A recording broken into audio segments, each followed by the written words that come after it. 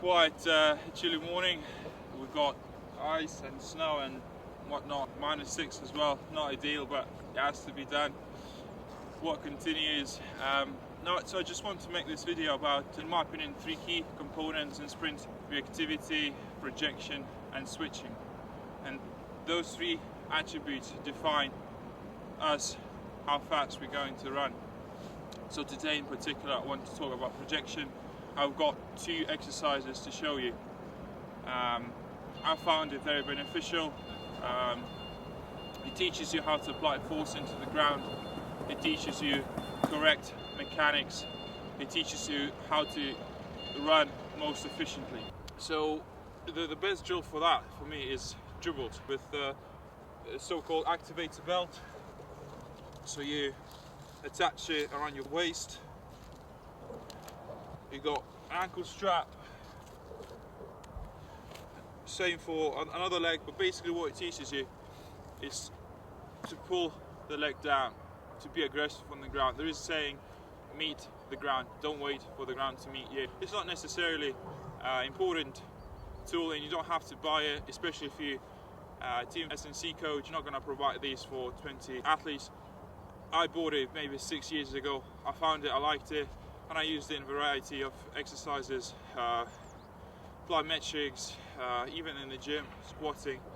But most of the times I use it for drills, such as high knees or dribbles. So when I lift my leg, I have to apply more force to bring the leg down, and then I take it off and I move on to another exercise.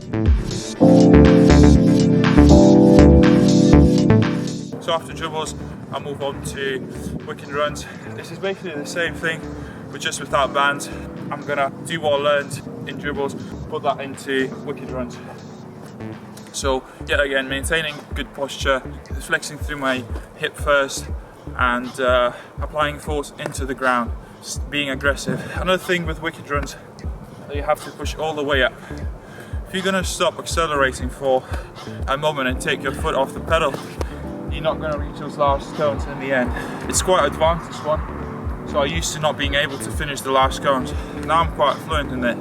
So as a progression, I can add actual wickets. I'm using cones now, and then maybe in the end I'll put some wickets as well.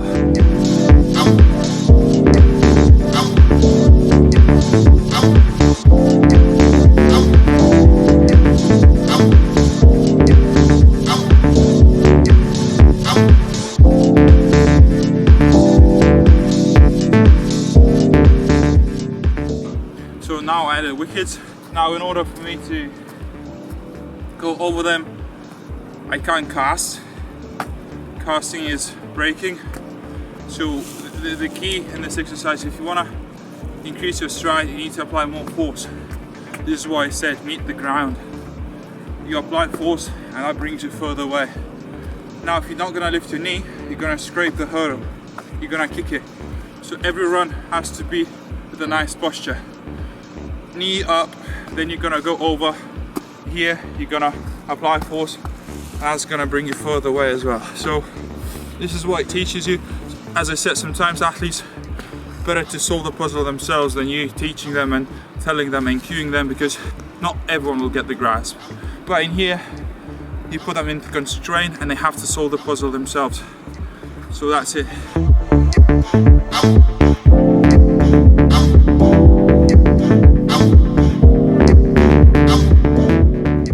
So this is it, guys. This training took me 1 hour. I think it was very important, and I think you should include this before top speed, and just in general in your warm-ups. You're definitely gonna feel the difference. I feel like this not just teaches you correct running mechanics, but also elasticity in the end of the day, and this is very important when you sort of spend a lot of time in the gym, you become strength dominant athlete. I think this is important as well, to make sure that you know how to use that strength that you gain in the gym into running. So yeah, this is just my idea, this is my philosophy, this is how I understand sprinting. So by no means this is a setting stone, so this is just my opinion. I hope you enjoyed it, I hope it's going to be helpful for you, and yeah, I'm going to see you in the next video.